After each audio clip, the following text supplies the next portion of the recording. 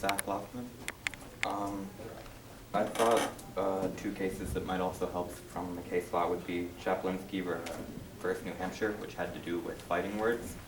And it is not against the First Amendment to punish someone for use of fighting words. And I guess a determination on whether or not we consider the stick drawings fighting words might be a place to start, as well as Cohen versus California, which is famous for the draft case, and the determination of whether chalking is conduct or speech should be considered in any future considerations. I just think those two cases, especially since Cohen has to do with the military, would be a good case to review. Thank you. I want to thank everybody this evening. We're going to turn it towards the committee at this point, if they have any questions for staff, and I'll be right with Councilor Jones and go first. And that does not mean folks can't speak again. We may evolve towards a proposed motion. If that occurs, members of the public are quite entitled to give their opinion on any proposed motion that may or may not. Well, I'm sure there'll be a motion this evening. Councilor Jones, you had a question or comment? Get your hand up. I have comments when you're ready for comments. Okay. I'd rather hear questions first. Does anybody have, because I do have a question, but I want to defer to fellow committee members.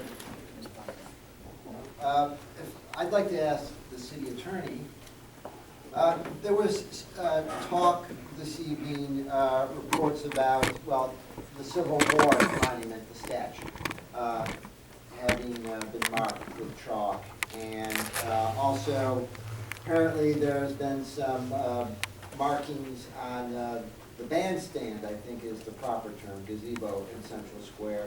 And I believe there was one other reference this evening to public property within the square and off the square. And gentleman explained that he was told by the police he can't do that. Could you explain what the parameters are, or should I refer this to the police chief if he's here, chief of police? My understanding is that is not allowed under current statutes or ordinance and/or ordinances within the city. I just would like some clarification on this point. I can give the committee a general answer to that question. Obviously, these are fact-based issues, as I understand, with respect to the monument, as the gentleman who was here who had admitted to doing that also agreed that he didn't understand or didn't know we shouldn't do that and removed it. So it really is up to the police department and prosecuting authority to make a decision as to whether or not any particular activity would justify a charge under the state statute 634:2. And I'd have to say you probably get the similar answer from the police chief, because it really depends upon what occurs. I think it's a general statement, and whether or not, as it was pointed out here earlier, what our courts would do with this, I can't tell you that. There is a general understanding that structures, monuments, things like that should be or could be subject to the criminal mischief statute if people were to exercise a graffiti aspect of that. Whether or not the courts would conclude that chalking rises to that level, quite frankly, I don't know. That case from Manchester, as was stated, as far as I know, wasn't appealed. But I could say that if you were to go in there with a can of paint and to do that, that's one thing. If you're going to go in and do it with chalk, that's another. It would really depend upon the nature of the activity and how the courts decided to handle that. But that's just sort of the general answer. And if you wanted to direct more questions, I would suggest you probably want to talk to the police chief. Chief, do you have anything more to add? Thanks. Thank you, Mr. Chair. Kenneth Neal, Police Chief. I would defer a lot of my comments, and they would echo exactly what Attorney Mullins has stated here this evening.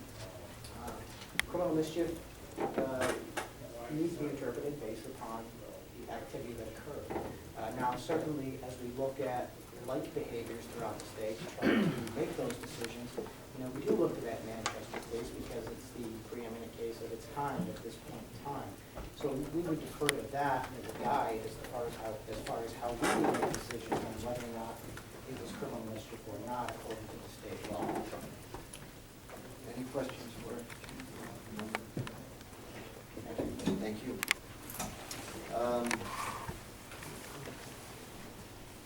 Okay, Counselor Jones, you'd like to? Yeah, I think we just heard, I think Councilor Filio is talking about a much bigger picture than what we're hearing tonight. Councilor Filio never mentioned an area, he never mentioned downtown, he never mentioned Central Square, he never mentioned chalk. He mentioned graffiti, which is a city-wide problem. Graffiti, nothing spells the demise of a city more than graffiti. And you see it everywhere. You drive down Ralston Street, you see the uglification of Ralston Street, just driving down there. You go out to Wheelock Park and look at you see the graffiti out there by the horseshoe pits out there. I see Mr. Croto here on the side of his store, sometimes we see graffiti. That's what needs to be addressed, I think. This chalking part is just a way smaller part of that. I think it couldn't hurt to ask, to research, and just find out what the options are to deal with this. And when you say this, I'm sorry to interrupt. To deal with- Graffiti in general, what you were just talking about, not chalk. Yeah, and I think that's part of, and Maybe. Councilor Fillo can correct me if I'm wrong, I think that's part of what he's asking for. It was the public tonight that brought up chalking and downtown. Councilor Filio never brought that up at all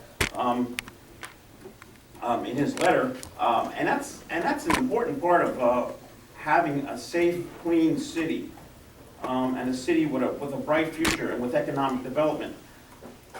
I don't see how it could hurt to ask staff to research and just tell us our options. What can you do? Can you allow it in certain places? Can you ban it in certain places? Can you look at the content? It couldn't hurt for us to find out about that. If we hear about that and we hear something we like, then we could ask staff to draft an ordinance, which would be a public process. Once again, where everyone would have, once that ordinance is drafted, the public would have a say in the content of that ordinance. And if we like the ordinance, or we can change the ordinance, amend the ordinance, and then we would send it on to City Council. Right now, I think we should go with Councilor Fielder's recommendation, and at least ask for the research. Councilor Manuel? I agree with Councilor Jones. I think it's a great idea. And I would be interested to hear from, I don't know if it's Public Works or it's Parks and Recreation, but I would be interested in the cost to the city of the graffiti. I know we had the nice brand new North Bridge, and I don't think it was there a week. I don't even think it was completed, and there was graffiti on there. So I would be interested in knowing the cost as part of that research. I would point out, a number of years ago, there was a spike in graffiti activity in the city. The police department, public works department, parks and rec, and chief code enforcement officer and assistant city manager, Medcop Chinsky, did a lot of work in helping businesses deal with how to remove graffiti, how to create more preventive measures with certain materials that are more or less, well, I wouldn't say completely graffiti-proof, but would be easier to remove. There was a significant cost, and that is a crime, it's a criminal mischief, and unfortunately, that type of activity, spray painting on walls and things like that, and the North Bridge, as you mentioned, are things that are done under cover of night and hard to catch somebody in the act. I do know that they did arrest a man from Bennington, Vermont, because the police, doing their due diligence, discovered that there was sort of a tagging clique that liked to brag about their exploits. There's a young man from Bennington who was caught and arrested, and I believe he did at least pay a fine, if not spend time in jail. It is an ongoing issue with the graffiti, but the city has been responding, and I'm sure how much it's cost, at least a reasonable estimate, would be readily available already. Councilor O'Connor, did you have something? I do. I just want to say, Councilor Filio's letter, it's my understanding, when I read it, part of that does fall under graffiti with chalking, not just, permanent graffiti with paint or some kind of marking that does not wash off. I just want to reiterate, we do have a state law, 634-2, criminal mischief. Roman numeral 3 talks about all other criminal mischiefs, a misdemeanor, class B, which that is arrestable offense, but again, there's going to be discretion in some of those cases. So we have to be, I just want to be careful with the, going forward with another ordinance or talk about another ordinance, we already have state law that's in place. Are you saying you're okay going forward, asking staff to do more research, or you're? I'm okay with more research, more time, more research, so we can find out if, the Keene police and the prosecutor for the city consider chalking criminal mischief, if they would move forward with something like that, if there was a case. And again, it depends on, there's a lot involved there. Each case is different.